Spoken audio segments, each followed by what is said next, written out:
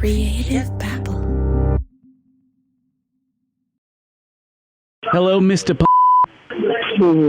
Hello, this is Stanley from the village. Stanley Moyle. Stanley? Yes, sir. I got your number from one of the other residents, and they said they mentioned that you could help me out with something very easy. No. Who am I speaking with again? It's Stanley Moyle. I thought you could help me with a guest, just letting a guest in. Letting the guest in? Yes, I've arranged for the company of a lady on Valentine's Day, and I'd like you to let her in for me. That's all. Oh, okay, no, that's fine, Mr. Stanley. If you live in the Houston, Texas area, you probably recognize this voice. This is Kevin England, otherwise known as Special K from the KRBE Rula and Ryan morning show. On this earth, so I just wanted a good, Valentine's Day romp, as they say. I got you. Well, You understand? I Some playtime for Twinkie, if you know what I mean. I'm looking for a bit of coitus, if you know what I mean. I'm not sure if we have the same type, Ed, if you judge whoever comes by, what kind of ladies you like. No, I don't. Yeah, no, I don't judge nobody. Oh no, I'm just telling you. I'm hoping she has a look like either Betty Davis or Rue McClanahan. Prince. Okay. Prince was a wonderful young lady. I used to listen to her music all the time. You said Prince? Yes, sir. Yeah, that's a man. Special K has been a professional prank caller for more than 13 years. Because, sir, last month, Yes, sir. the young lady pistol whipped me and stole my Claritin. Okay, listen. So just do this. Like his influences, the Jerky Boys, Special K spends most of his days calling strangers' numbers, hoping that some unsuspecting person will take the bait. Do you wrestle? Yes, sir. Sir, do you Wrestle? No. No. Would you like to? Really? Sir? With who? Why wrestle with who? Adriel, who has put you on the Rule and Ryan show on KRBE. I'm a killer. Oh my God, I'm gonna kill her. I can't Husbands, wives, and co-workers request Special K's help just so they can get a good laugh over the radio. It's all innocent fun. No one gets hurt. Now you had me going because when you were saying that, because you knew everything to say. I was trying not to laugh when you said Prince. I'm like, that's a man. Oh my God. Okay, I just need a message for your wife. Tell her that was a good one. She said she was going to get me. She got me.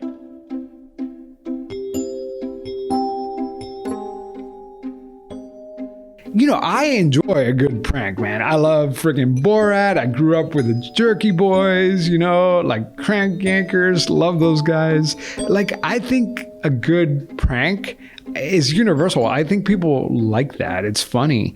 But my question to you is, as somebody who does this every day, is it like, where's the line? Yeah, and I've pretty much developed a good solid line because I've caught hell. I've gotten in trouble many a times for going too far. So now I know just how far I can go. I can't cause any bodily harm to anyone. I don't like to make people cry.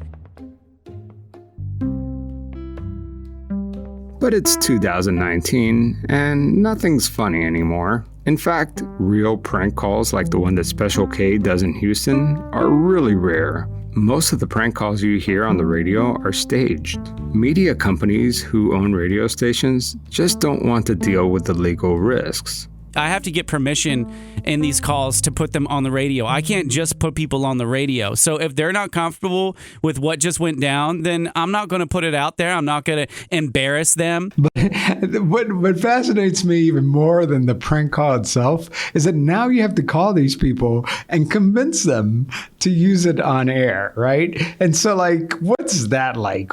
Have they forgiven you at that point? It works on every single call is different. If I'm lucky, they will stay on the phone with me the whole time until I am able to get all my jokes out and make that revelation that, hey, your sister set you up on the Rula and Ryan show. That is ideal.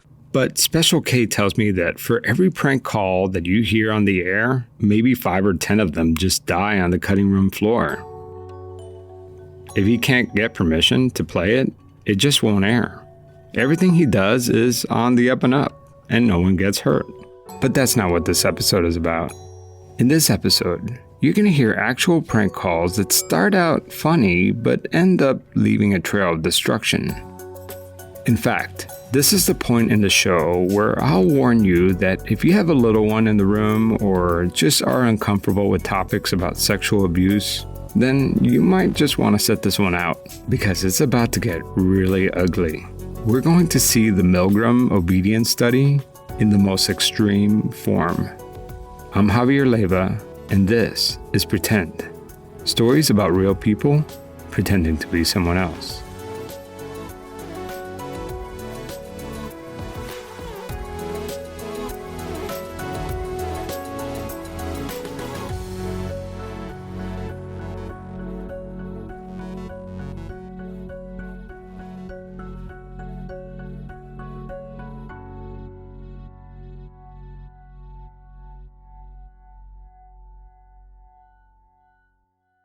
Today's episode is supported by a brand new podcast from Wondery and the Los Angeles Times called Detective Trapp. I don't know about you, but I personally love true crime podcasts with real law enforcement professionals who do things a little differently. This story is about a veteran detective named Julissa Trapp. She's not your typical cop. In fact, I bet her style is guided more by her gut than anything she's ever learned at the academy. The podcast named after her, Detective Trapp, takes a look back at the case which defined her career. It's the story of 3 women who disappeared in Santa Ana, California, without a trace. Hear how this unconventional detective brought justice her own way. Subscribe to Detective Trapp on Apple Podcasts, Spotify, or wherever you're listening to right now. You can also find the link in the episode notes.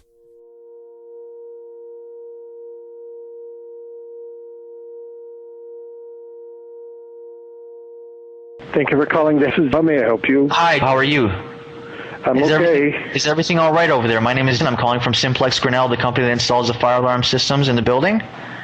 Yeah, as far as I know. Okay, because I'm showing that there's a silent code signal being sent from the alarm system indicating to our network operations center that there has been a fire alarm being pulled. Oh, really? The voice you're listening to is not a technician who installs the fire alarm system in the building. He's a man-boy prank caller who goes by the name of Dex. He's calling a hotel clerk working the night shift, alerting him that something is wrong with the fire system. Now, can you confirm to me nothing's happened? Well, wait, hold on. Let me look. Because I didn't hear anything. Hold on. Well, exactly. Given by your background, it doesn't sound like any sort of fire alarm has been pulled. I just need to confirm that no incidents because otherwise we have to send emergency response right away. Okay. Do not hang up. Hold on. Do not hang up. Okay, hold on. No, I'm not. I'm going to put it down. Hold on. All right. Sounds like a winner. Dex knows that he's found his mark. Now, I'm going to tell you how this prank call is going to end, and you're not going to believe me. Dex is actually going to convince this hotel clerk to strip naked and sodomize himself. Now, listen to how all this unfolds. Remember, Dex is posing as the fire alarm tech. He's asking the hotel clerk to perform some tests on his end. Let's play the tape. I'm looking at the screen over there, and it's not showing anything lit up. It just says normal. All right, sir. All right. Now, what I've gone ahead and done is I've deactivated the fire alarm because we do need to get this reset. Otherwise, emergency response will show up, and they're going to want to clear the whole hotel out, and they're going to want to thoroughly check everything. Dex, the prank caller, asked the desk clerk to pull the fire alarm in the hotel lobby. All right, now what am I supposed to do? Just hold it down for 5 seconds. All right. All right, I hope it doesn't go off. No, it will not, sir. I promise. All right, hold on. And sure enough, the fire alarm goes off in the middle of the night. It didn't do that. It set off an alarm. You didn't reset it in time. Okay, sir, what you're going to do, push it back up, sir. Push it back up. Let me see if I can do it. All right. So now Dex tells him that they're going to have to do a manual sprinkler override, because if not, every sprinkler system will go off in 5 minutes. That means every hotel guest will get soaked. Of course, that's not how fire sprinkler systems work, but the clerk doesn't know this. He thinks that there's a real emergency, and he's trying his best to do his part. Poor guy. And in 5 minutes, every shit. sprinkler system is going to go off. That's why we need to do a manual override. Now, just How do we do that? listen to me carefully. Now, do you see a sprinkler head on the wall, or is it on the ceiling? In the It's lobby. on the ceiling. So what you're going to do is get on a desk, and there's going to be a glass tube, and you're going to break that tube either with a remote or a broom or something like that, okay? Where is it at? It's above the sprinkler head. It's going to be a glass piece or a metal piece. You have to break that piece. Where's the glass piece? On the ceiling, sir. Look up on the ceiling. Where do you see the sprinkler head? I see a ceiling. I see a sprinkler head right by me, right above me. Okay, great. Now grab a broom or something like that and break the metal piece or the glass piece above the sprinkler head. You're going to see it. It might be colored red. Okay, put the phone down. Hurry. Jeez. Hurry. The clerk tries breaking the sprinkler with a broom, but it doesn't work. He needs something stronger. All right, is this something you can pull off the ceiling panel? Oh, Jesus. I'm going to get fired for this. No, you're not, sir. Grab the fire extinguisher. Dex puts the call on mute and starts chatting with his buddies. You see, they're all listening in on a private PrankNet chat room. How old do you guys think he is, man? He's not going to get fired. None of these motherfuckers get fired. That's what's so appalling. That's what's so appalling? I don't think you know what that word means. A few seconds later, the clerk gets back on the phone. Yes, sir. What am I supposed to do now? Sir, Yeah. now you're not going to get fired, and I'm going to tell you why. Because when your boss asks... Okay, first of all, did anybody see you pull the fire alarm? No. Okay, good. Now, when your boss asks you what happened, you're going to tell them a black man came into the hotel harassing you, okay? And there was a quick 5-minute tussle, okay? There was a struggle. He overpowered you, ran to the fire alarm, pulled it, and then ran out of the hotel, and you went chasing after him around the block, okay? But he managed to get away. You are not going to get fired, sir. I will back you up 100%. Do you read me? Yeah, there's Sir. absolutely nothing I can do to shut Sir. this off. Sir. Yes, I heard you. Who pulled the fire alarm? I was the one that did it. No, that's not the official All right, story. all right. Who pulled it? Well, what you just told me. Well, we got to get it straight. Who pulled it? Black guy. I'm going to skip around a little bit. Dex, the caller, manages to get the hotel clerk to abandon the hotel lobby and go outside. Before he hangs up the phone, Dex gives him specific instructions. All right, what I'm going to do is I'm going to call you on your cell phone right now, and you're going to head to that pool. Grab your cell phone. This motherfucker's going for a bath. The hotel clerk is pacing outside the hotel, holding his cell phone. You can hear the alarm blaring. He's telling customers that this is a false alarm. Guests are calling. It's scarier than hell. Don't worry, sir. Just remember the story. I got a telephone call coming in. Hold on. This is the front desk. No, we don't. There's a false alarm. Goodbye. Starting to get guests calling over here. Dex wants to get the clerk to the pool, but there's a problem.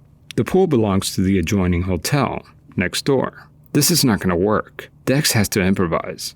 So Dex asks the clerk to go inside an empty hotel room. Okay.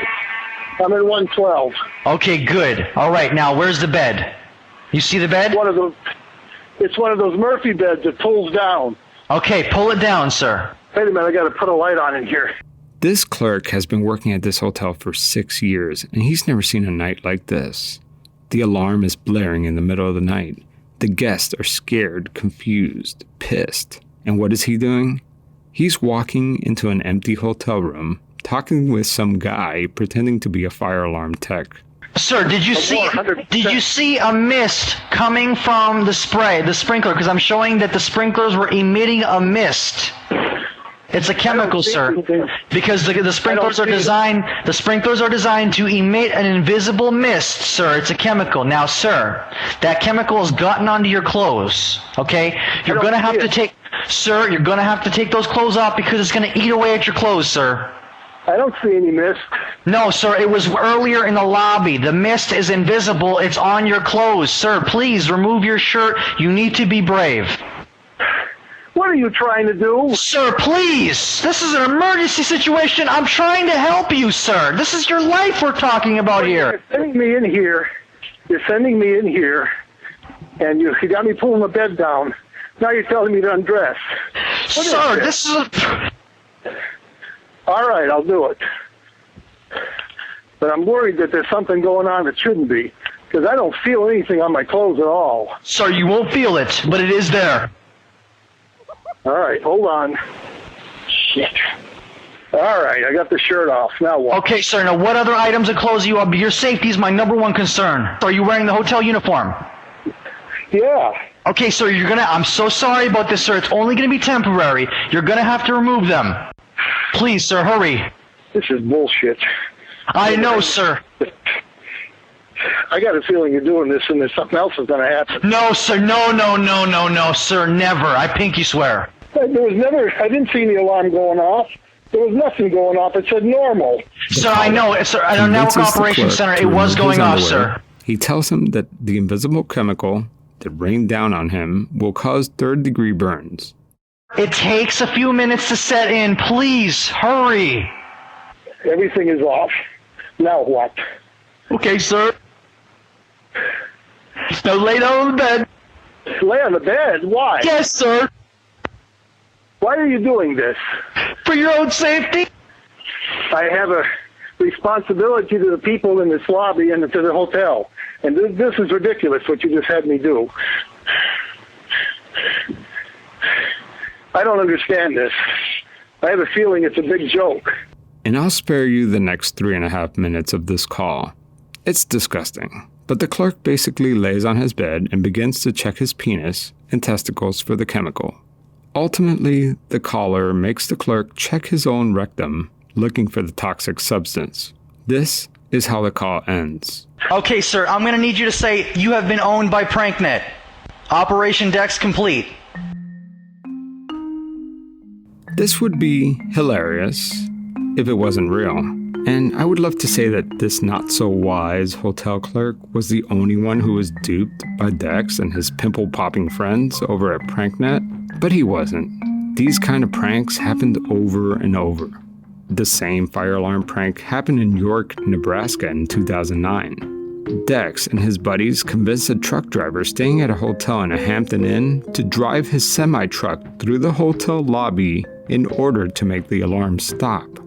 Sometimes they would call hotels and restaurants to make employees set off fire alarms, flooding carpets and damaging electronics.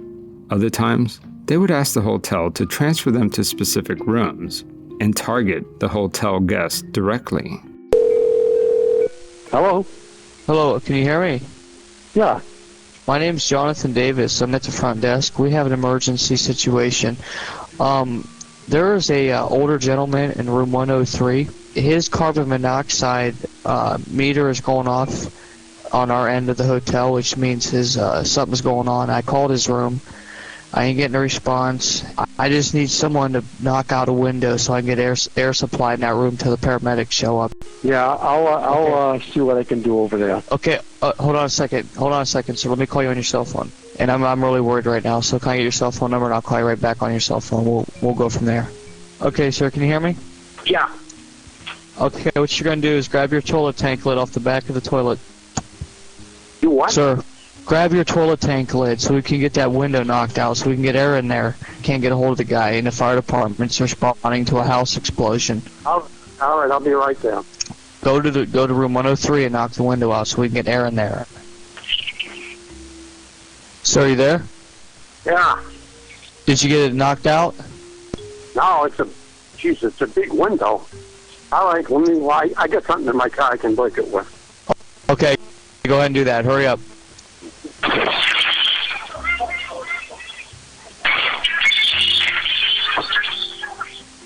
Huh? What are you doing? Breaking the window like I'm told to do. What for? Why are you breaking the window? Because the man in the office told me the guy needs some air in here and he says to break the window. And nobody is safe from their terror. Even an ESPN reporter fell into PrankNet's trap. Elizabeth Moreau, who who at the time was a sports reporter for ESPNU, was fast asleep at her Hilton Garden Inn hotel room when the phone rang. Hello? Hello, ma'am. Yeah. Ma'am, this is Jeff Anderson, the general manager. We have an emergency situation going on right now. We have a ghost leak in the building. Now, the authorities are on their way right now. The fire marshals instructed us some safety procedures that we have to take our guests through. And what I need for you to do right now is I need for you to go into your bathroom, grab a towel, wet it under the sink, and then put it under the front crack of the door, and then come back to the phone as quickly as possible, okay? Are you kidding? No, I am not kidding, ma'am. This is an What emergency. do you want me to do? Sorry, I need to sleep. It's okay. It's all right, ma'am. I need for you to go into your bathroom, grab a towel, wet it, and then put it under the front door, like the front crack, and then come back to the phone, okay? Remember, he just woke this poor woman up. She thinks there's a gas leak. There's no time to waste. They're instructing us, we already had to do this for 4 rooms so far. We may have to do a few more. They're instructing us, you have to go into your bathroom, grab, the toilet tank lid for the toilet? The tank? Yeah. Okay, Yeah. you're going to grab that toilet tank lid, and you're going to use that to create a full oxygen clearance into the room. You're going to break that window, ma'am. Don't even worry about the window. We're going to fully reimburse you. Our insurance covers it right now. We need to get oxygen into that room, ma'am. That's why we have the towel under the front door, because we don't want anything to get into your room. The window in my main room? Yes, ma'am. That's what. Christ. Yeah, I'm so sorry. I'm really sorry about this. I've never had to do this not before. happening right now. No, I wish it wasn't happening. I'd rather my shift actually ended, but yet I have to stay here, and so we're all dealing with this right now. It's a developing story. I need for you to go get that toilet tank lid and get that window busted right now, ma'am. Go. You really want me to throw this thing out the window? Yes, ma'am. We've already had to do this for 4 other rooms so far. Please, ma'am. It's an emergency. I don't even know if I'm strong enough to do this. I feel like this is a joke right now. No. It will soften, ma'am. All you have to do is probably 3 tries. That's what we had to experience for the other rooms, ma'am. Hurry, ma'am. Well, one worked well. The glass cracks, but doesn't completely shatter. I'm like so fucking freaked out right now. I have no idea what I feel. One hotel guest after another would break hotel windows as they were told. Some would even throw their television sets and lamps out the window because they were told that the electric charge in the electronics could cause the gas to explode. This is audio of a hotel guest who just got off the phone with Dex, calling the hotel lobby. Listen as reality sets in. It's really sad. Thank you for calling Best Western. How can I help you? Yes, I was just transferred to you. We had some kind of a gas emergency here. You know about that? No. Gas emergency? Where? Hello? Yeah. Hello? Room 210. Room 210. You're a gas emergency. Ma'am, I just got called in the middle of the night, waking up out of my bed, told to break a window and everything else in this room because there's a gas emergency. No, there's someone called for you. Some guy. And he What do you mean some guy called for me? I just got done destroying the room. I had a call from the front desk here saying I had to break my window and everything else in here. No, You gotta be kidding me. I'm the only one at the front desk. I had a guy call and they said, "May I have room 210, please?" And I transferred him up to your room. Well, we got a problem then because I just destroyed this room. They said it was a emergency, that there was some kind of a gas thing, and to do all these things in this room. The room is destroyed. Do you know anyone that knows you're there? No. The only person that knows I'm here is my wife. I'm not going to pay for this. They said they pay for it and come and evacuate me. Then there's this little sick prank. A prankster by the name of James Markle calls a Homewood suite in Lexington, Kentucky. We have a slight problem in the hotel right now. What's going on is one of the guests that stayed in your room before you did, apparently they had hepatitis C, and our maids did not properly clean the rooms. And we're afraid that you may have contracted the disease from staying in the room and touching the objects in the room. And so what we're going to need you to do, ma'am, is we have a doctor down here in the front desk in the back office, ma'am. They asked the guest to provide the hotel lobby with a urine sample. They said that the doctor on location can culture out the urine just to rule out any infection. Bring a urine sample to the front desk, and when you come down here, don't say here's the urine sample or anything like that, because then people down in the front lobby would be wondering. What we're going to need you to say, ma'am, is we're going to need you to say, this is a code word for it. We're going to need you to say, hello, hi, here's the apple cider. Okay. Gotcha. And what we're going to need you to just put the phone down, don't hang up, and then go ahead and bring it down to the front desk. Okay, gotcha. Go ahead and do that now. Don't hang up the phone. Just come back to the phone once you've completely gotten the urine sample, and then go ahead and go down. Okay. All right. The guest goes into the bathroom and pees in a cup. Then James Markle instructs the guest to walk up to the lobby and hand over the urine to the clerk sitting in the lobby. As the guest walks down with his urine, Markle calls the front desk to enjoy the fruits of his labor. Good morning. Thanks for calling Homewood Suites by Hilton Lexington. Janet, may I help you? Hi, Janet. My name is Jamie Taylor. I'm calling on behalf of Martina Lee's Cider Company. We have a guest staying in your. We have one of our employees staying in your hotel right now, ma'am. And he's got. What we're trying to do, ma'am, is trying to get like a random poll of people who like cider, and he's bringing apple cider down to the front desk right now for you, Janet. Correct? Okay. You're sure there's no poison in this? I'm sure, ma'am. Okay, I'm ready. Okay, ma'am. Go ahead and take a good little gulp like you were drinking cider. Yeah. Okay, and how does it taste, ma'am? Horrible. Horrible? That does not taste like... Try another sip now. No, I'm not going to take another sip. That's horrible.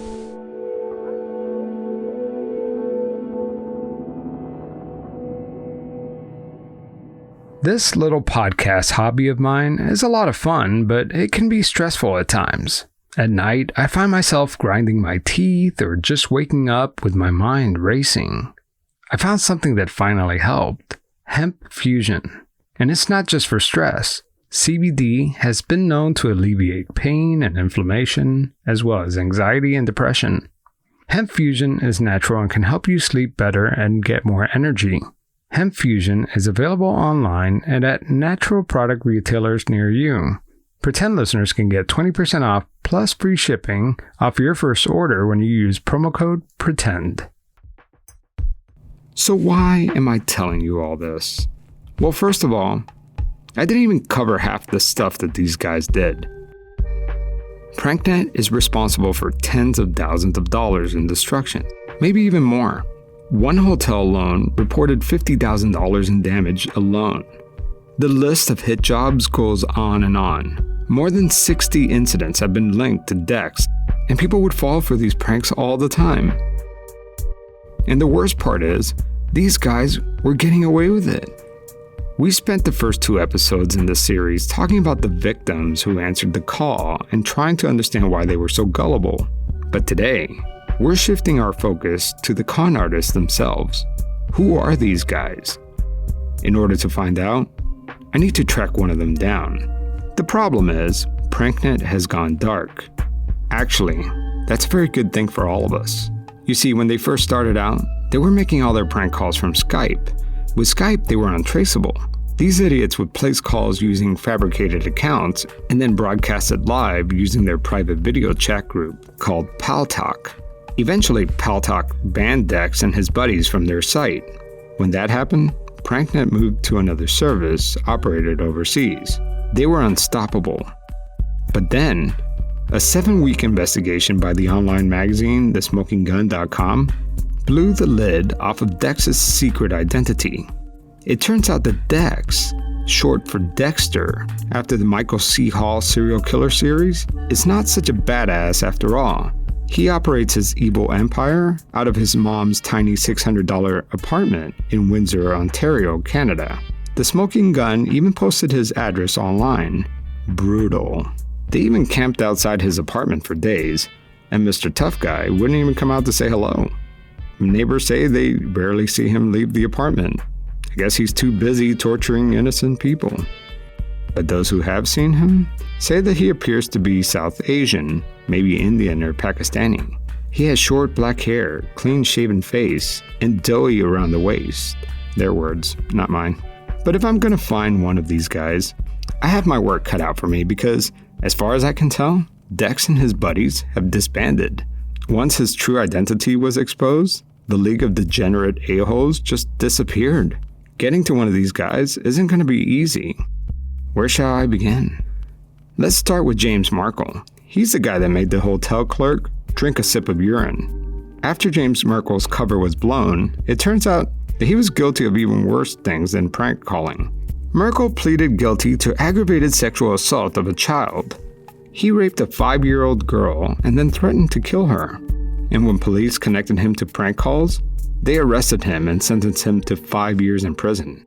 He's out of prison now, so let's see if I can find him. Your call has been forwarded to an automatic voice message. No dice. Alright, let's try again. There's one person who I think will talk to me. My name is Jeri, and my last name is Batsford. That's my real name. I wasn't sure what to expect when I called Jeri Batsford. After all, she was part of PrankNet, and why would she want to talk with me anyway? Is she even remorseful for the damage, the pain, the chaos she created?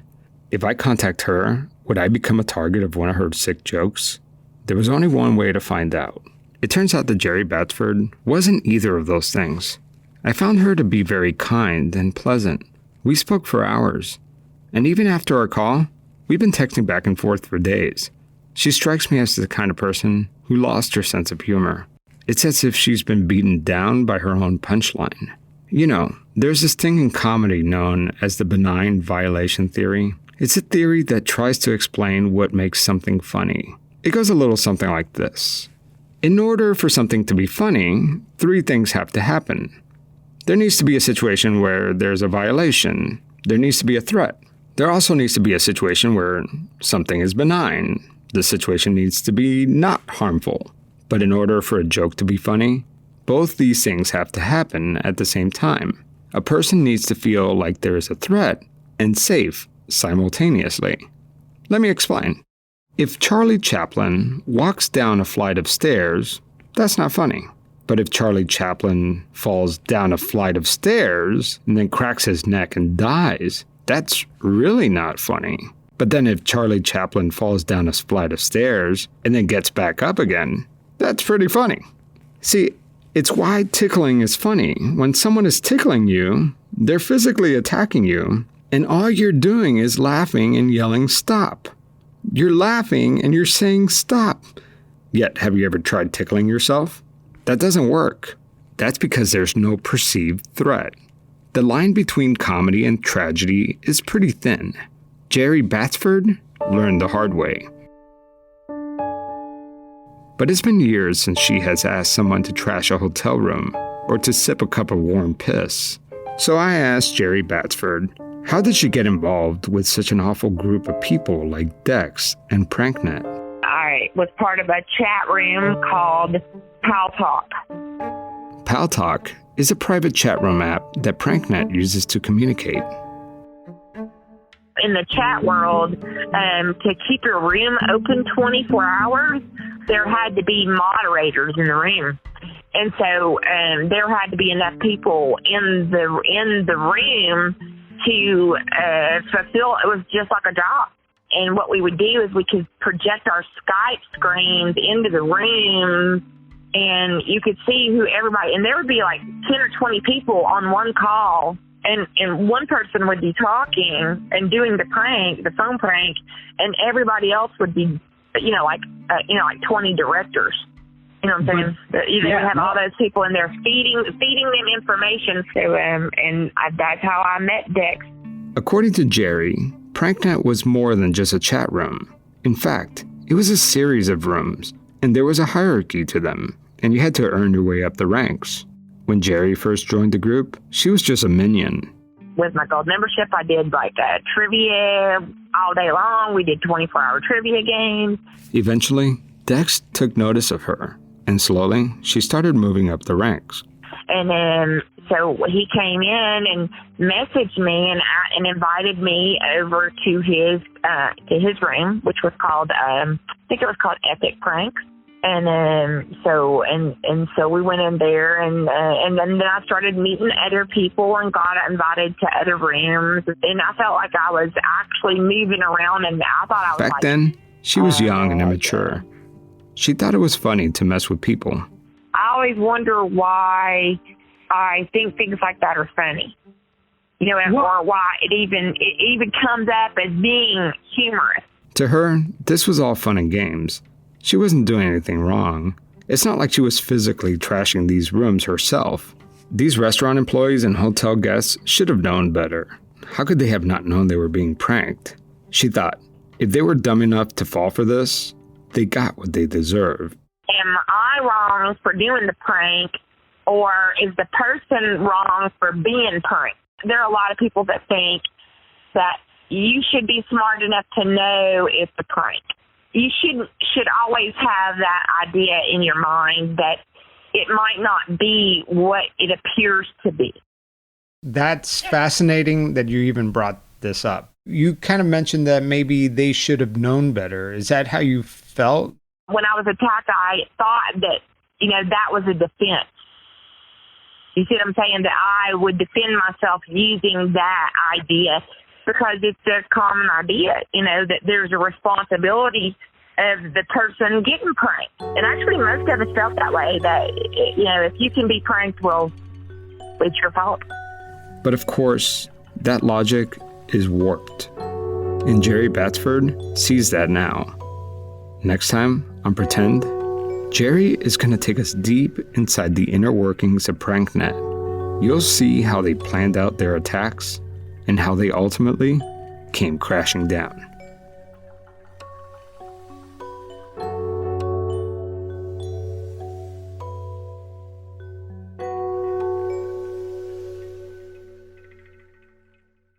What a crazy story, right? Part 4 is just as nuts. And it's almost ready. And as soon as it's finished, I promise I will post it on Patreon. Speaking of Patreon, I have a bonus interview I'm going to post tonight that just didn't make it into the episode. It's about prank calls in the age of YouTube. You see, when I was a kid, if you broadcasted something harmful over the airwaves, you could lose your television or your radio license. Not today. You can find all sorts of trash on YouTube. So who regulates the web? I had a fascinating chat with radio veteran Gene Gates about the topic. If you want to listen to it, go to pretendradio.org and click the donate button. Also, thank you to Amanda Stormo, Sabrina Sarver, Kate Boland, Elsa Velasquez for becoming new Patreon supporters. I got your Pretend shirts coming in the mail very soon. I also want to thank Special K with KRBE in Houston for letting me play your prank calls. Today's show was written and produced by me, and it was edited by the talented Logan Castrodale. Our theme music is by Joe Basile with thechicken.net. Additional music is by Blue Dot Sessions and Poddington Bear. Okay, that's all we got for this week. I hope my listeners in the U.S. have a wonderful Thanksgiving. And remember, if things get awkward during Thanksgiving dinner, you can always tell your family and friends about Pretend and tell them what you learned about all these awful prank calls. Anyways, seriously, have a good one. I am very thankful for all of you who listen. It still blows me away. I'll talk to you guys very soon. Creative